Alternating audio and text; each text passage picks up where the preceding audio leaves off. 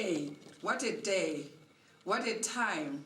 I'm here in the sunshine city of Johannesburg, in the beautiful city of Sandton, and we're here with packed full of fun this evening because I will be interviewing no other than the founder of Gambakwe Media. So, I mean, you can expect an explosive interview today. We're going to hear it from the man himself. So I'm looking forward to it. Let's go.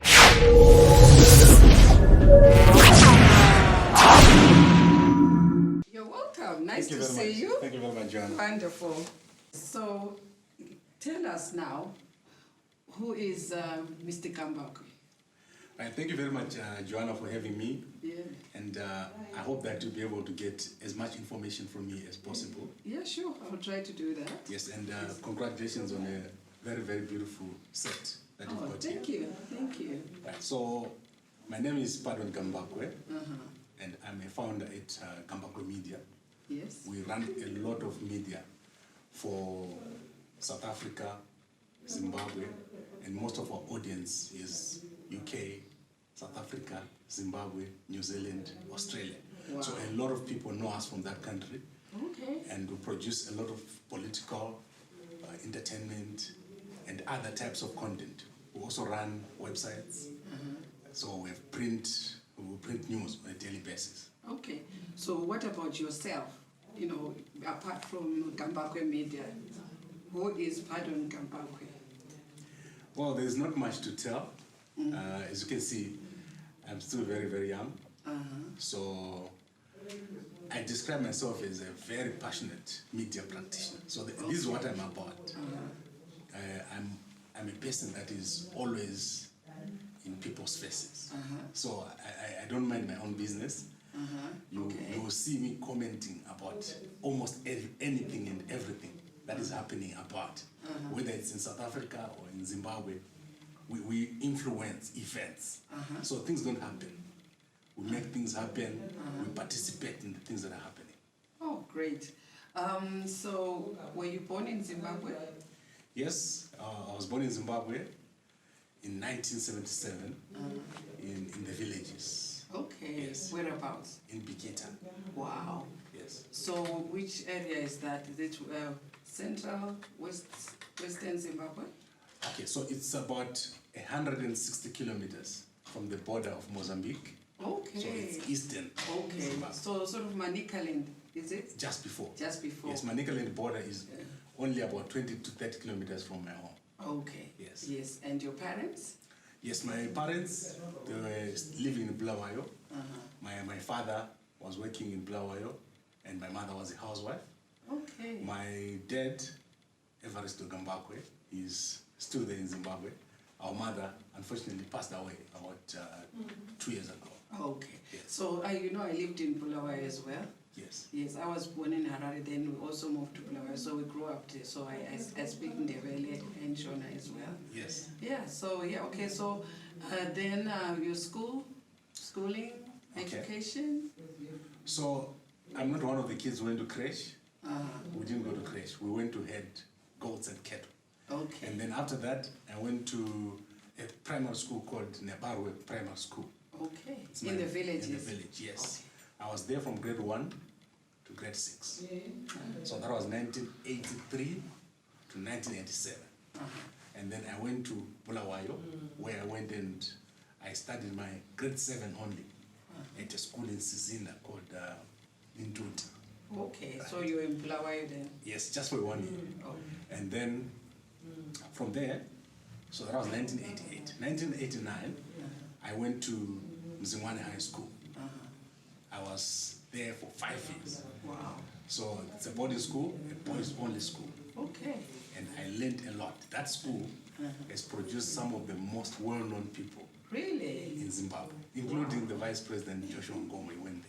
Wow. Yeah. So, I mean, the thing is, I see you were in the village and then you were in town, then you went to a boarding school. Correct. So, you know, people talk about boarding schools. What was your experience at boarding school? Okay, Zimbabwean High School was a very good school. It was one of the best government schools in Zimbabwe at that time. I don't know about now. One of the things that I learned at Zimbabwe High School was survival skills. Okay. You learn to do stuff. You learn to manage yourself. You basically learn skills that will take you a long way. Wow. That's why so many people who go to Zimbabwe High School, They are high achievers. including the Deputy Public Protector of South Africa. He went to my school. Wow, okay. Yes. Oh yeah, so that's good like that. So, I mean, in terms of, you know, them being very strict and, you know, punishment and all that, what was that happening at your boarding school? No, the Zimbabwe High School, the management was left to students. Okay. So this is where you learn the responsibility. So in 1989, I think to 1993, Yes. I was a junior, which means I had seniors who oversaw us, so the prefects. The school has got a culture of teaching leadership through a structure. There was a very tight structure. Okay. So the management of students inside the actual hostels is done by other students who are prefects. Okay. Then when I became what we call Lower 6, which is Form 5, Yes. I also became a prefect. Okay. Yes, and at that time I was a senior prefect, which means I had to manage other seniors. And this is where you learn a lot, because you are picked according to your abilities. Teachers identify you, they pick out the best students, and they make them prefects. Yeah. So I became a prefect for not the juniors, but for the seniors. Wow. Yes. So basically this school was very, very good school. Well Yes. run and everything. Yes, and our headmaster was very good, with a very good boarding master. The diet was very good. It was almost a perfect school at that time. Oh, brilliant. Yes. Brilliant, yeah. So then after that school? Okay, so I graduated, or I finished school, 1995. I studied sciences, maths, physics, chemistry. Yes. And then after that I said, what do I do? And there was a new university being opened at Bulawayo. This university was called the National University of Science and Technology. And I think it was just their third or fourth year of operation. Yes. And I went and studied, I picked a subject called computer science. So the strange thing is, the registrar at NAST was our former deputy headmaster, Mr. FZ Mhla. Okay, so things were just happening. Yes, so he actually advised me to take computer science. No one in Zimbabwe was studying computer science at that time. All right. So I studied computer science, I think that was from 1996 to 2000 when I graduated. Okay, so you have a degree in computer science. Yes. Okay, right. So what's the journey then between computer science and journalism? Yes, it works very well, very well. Let me show you what happened. When I was at NAST, I started to run the student newspaper called the NAST Observer. All right. Because you needed to know computers to do word processing.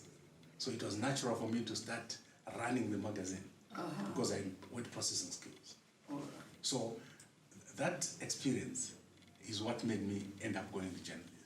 All right. So 20 years ago, or more than 20 years ago, I was running a newspaper for a student newspaper. Okay, so you started, you started quite that way back then. Yes, and I had a lot of interest. I had cameras. I always used to take footage, and I was interested in capturing. Yes. In fact, I wanted to do animation at that point. All right. If there had been a course in animation, I was going to be an animator at this time. Do it, yeah. So, Yes. so I mean, what sort of news did you cover in your school magazine? Student news, politics. Generally, that is what it was about, politics. National politics and student politics. Okay, so how did you find that? I mean, given the environment for discussing politics in the country, how did you find that challenging? Or you had to hold back, or? Strange enough, at that time, during Mugabe's days, the students were very, very vocal. And it was almost all the students were opposition. It's not like now where there's SRC for ZANU and SRC for MDC. That time, it was a taboo for a student to support ZANU-PF. Okay. So we were very, very vocal, very, very militant. Okay. So as soon as you entered the university grounds, it was almost like a different country. All right. Yes. Wow. Okay. So because I was wondering, oh, you were covering politics in a magazine, I was like, wow. Okay, then how did you then end up in South Africa? Okay, so from NAST, that was 2000, 2001 to 2003, I worked in IT. Yes. So I actually stopped In doing Zimbabwe. journalism. Yes, I worked for a company called OK Zimbabwe for like 9 months as a database or systems administrator. Then I moved from there, I went to Trust Bank, where I worked as system administrator, IT manager. Then from there, 2003, I moved back to Bulawayo, where I became a regional. I was managing the region IT. Okay. There was Gweru, Kwekwe, all those areas around there. I would manage IT from Bulawayo. That was where my office was. 2005, Trust Bank closed, ZABG came, the Allied Bank. I worked there briefly when they were moving the systems. Yeah. I think that was for a few months. And then in 2006, I decided to come to South Africa. Okay. So a friend of mine was leaving South Africa to go to New Zealand. Yes. And he called me and said, there's a job here, do you want to come down? And that was in March. Okay, the same job in IT? Yes, in IT. No, IT audit. Okay. So I didn't have a permit. It was very difficult to get permits. So I had to wait and look for a permit. I only moved to South Africa in November, but I got the job in March. Wow, okay. Yes. So it took you that long to get the permit and Correct. everything? Yes. Okay, so how then did you navigate from your IT job? I don't think you're working there No. with what you're doing right now. Okay. So, yeah, so what made you make the decision to leave the employment sector and maybe set yourself up as a media company? Okay, so between 2006 and I think that was 2013, I worked in different jobs. Yes. In IT, in audit, in security, in risk management. Then in 2013, I decided I needed to, so I went to the United States. One time, I went to the United States. Okay. And when I went to the United States, it was 2010. I remember I was there for like 2 weeks. And as I was walking around at the beach, I was by myself, I just realized that this thing that I'm doing, it's not adding value to anyone. So I made a decision that time that I want to do big things, Okay. international things, things that make me make an impact in my environment. Okay. So when I left the United States in 2010, I started to do things that have to do with communicating, talking. I opened platforms. I started to get people to come together, Yeah. trying to form an NGO. Because I thought we could do something in business or something which can influence our country. I also started to invest back in Zimbabwe. I remember I took like $100,000 and I went and did an investment in Zimbabwe. At first I was buying and selling shares in Zimbabwe. It was quite profitable at that time. And then I also started some businesses, brick and mortar businesses in Zimbabwe. Okay. But then the environment started to collapse. Yes. And I realized that I needed a product that I would sell in Zimbabwe that does not require me to carry goods. Yes. Yeah, something that I would do from here. Okay. And we started doing media from there. Okay. Yes, we moved from a products business to an information business. Information business. Okay, so I mean, did you have connections then? Because at the moment it looks like your grapevine is very live. You got Yes. all these sources. Did you always have sources from the get-go, or if it's grown with time? Okay, the very first person I worked with, who was not just the general people, Yes. was a guy called Nathan Banana. Okay. Then, so I would get hold of these politicians. Okay. And I'll say, let's give you a platform to talk. So I talked to Nathan Banana. I talked to Barbara Nyagomo. I don't know if you know Barbara Nyagomo. She was a politician. Then after that, people started to recognize me. Then I went to talk to Mamju. Okay. So there was a group called Zimbabwe Diaspora Vote Coalition. And from this group, Was it based here in South Africa? Yes. Okay. So all the politicians would come to that group, and I started to cover them. Okay. So as I cover them, they started to introduce me to their Colleagues and to their leaders. Yes, that's how I started to know everybody. I think there's a lot more coming now, hotter stuff. So we're going to take a break for now, and yeah, we'll be back in a few seconds. Thank you very much.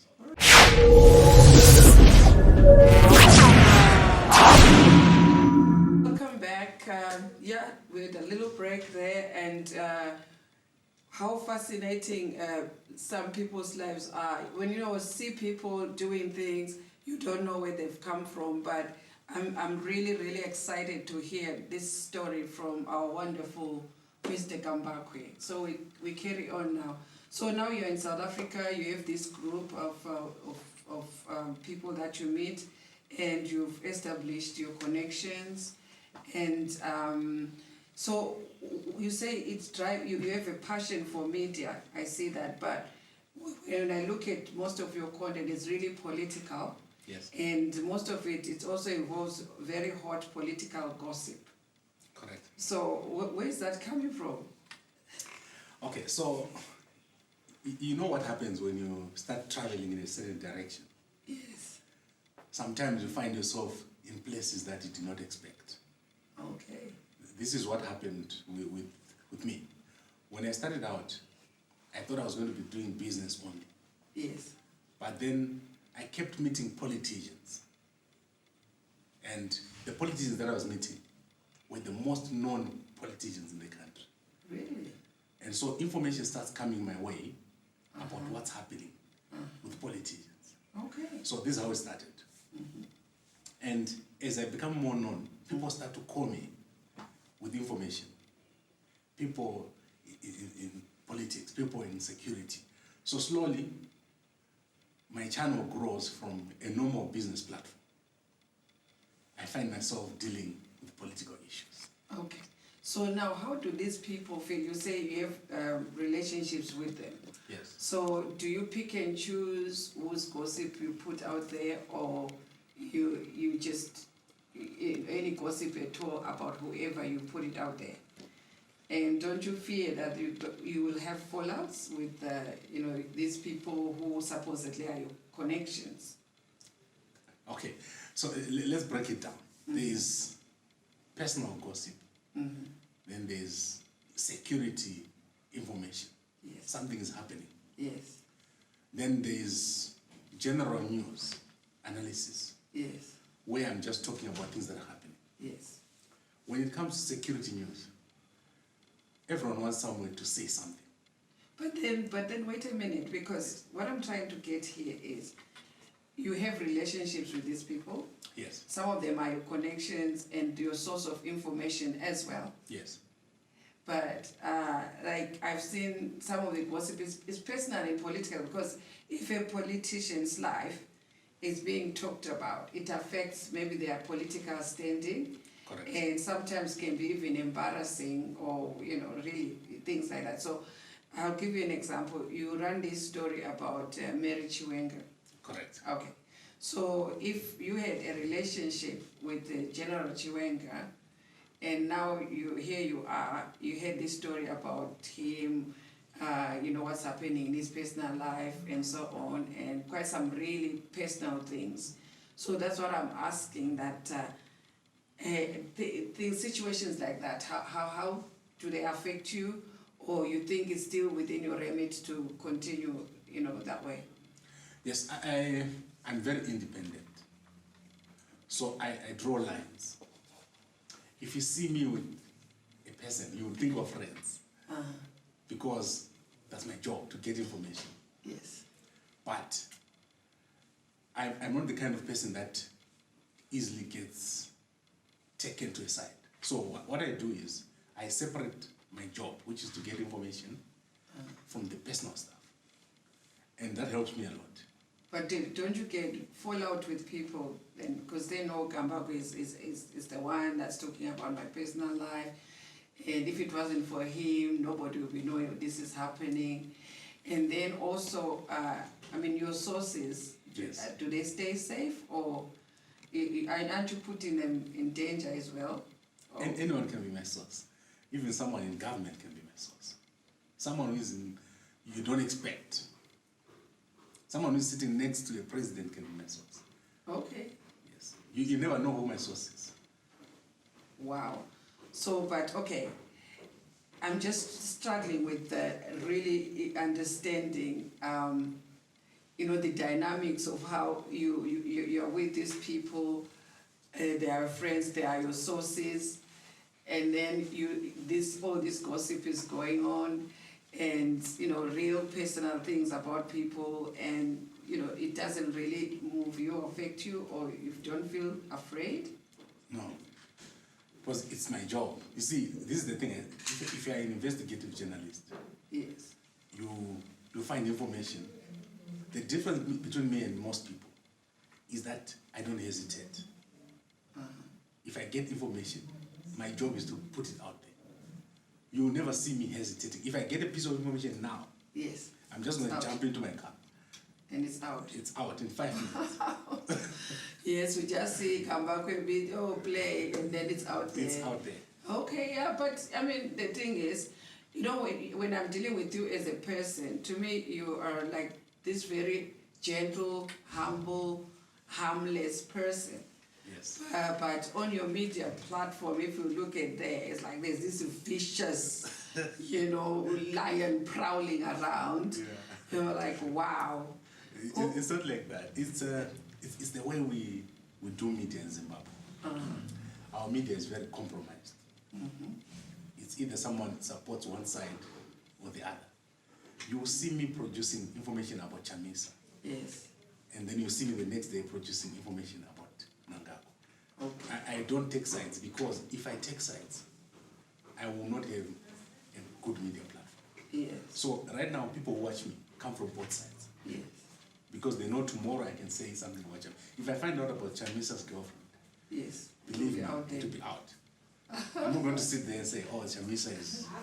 So these people, are they going around looking for the gossip, or, you're the one that, you look out for it, or does it just come to you? I've got relationships. So during the course of discussions with people, because obviously I can't just take information from everyone. Yeah. So I've got relationships, I've got a number of people that I deal with, that I rely on. I know that if that person tells me General Joanna is divorcing his wife, Yes. I don't doubt it. So I was the first person to produce the story that General Joanna is divorcing his wife. Because I know the person who told me they've been reliable 100%. Okay. So, so you've never been in a situation where you published something that wasn't correct? It's happened. It's happened that we publish something that is not correct, or that is not 100% correct. Okay. Yes. So, I mean, in those instances, you get into trouble for it, or? Yeah. I get sued a lot. Okay. All right. The billionaires. Really? Yes. Okay. So, I mean, in that case, do you divulge your source, or you do not divulge your source? You deal it with it yourself? Sometimes it's sources, sometimes it's public. So, let me give you an example. We have a case where someone came to the platform and they said something about someone. And that person felt that this was not right. Okay. And they went to court. They took us to court, they took that person to court, and they said that we were working together to destroy them. Okay. And, well, I was not working with anyone to destroy them. So we went to court and we dealt with it. Okay. So now what's the way forward for you? Where do you see, this thing going, the Gambakwe media, where you are now? I know you're well known. I see you've got like 2 million or so followers. You get hundreds, thousands of views. And as we just realized, someone knew your videos and they just met you today. So where are you going from here? Okay. So, firstly, we have a big problem in Zimbabwe. Yes. That needs to be solved.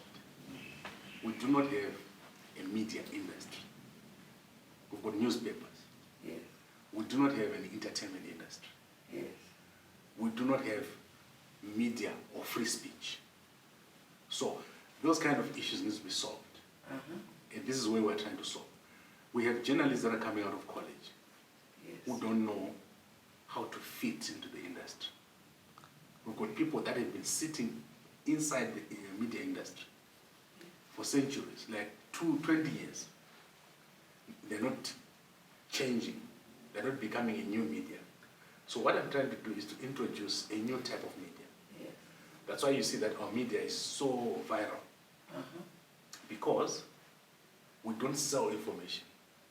Okay. We sell attention. So that's why you see when I walk anywhere where I am, I can't walk anywhere where people don't comment. Okay. Because we sell attention. Okay. So what we want to do, we want to create a number that have attention. So not just me. We want to create 10 people like me. Okay. So anyway, thank you very much. I'm sure we're going to have part 2. Correct. But for today, I think even our audience, we've heard about Mr. Gambakwe. You can put a face to it, and you can put some knowledge of who he really is. So I'm going to sign off and say thank you very much for watching. And I will definitely have Mr. Gambakwe back, because I think we just scratched the surface.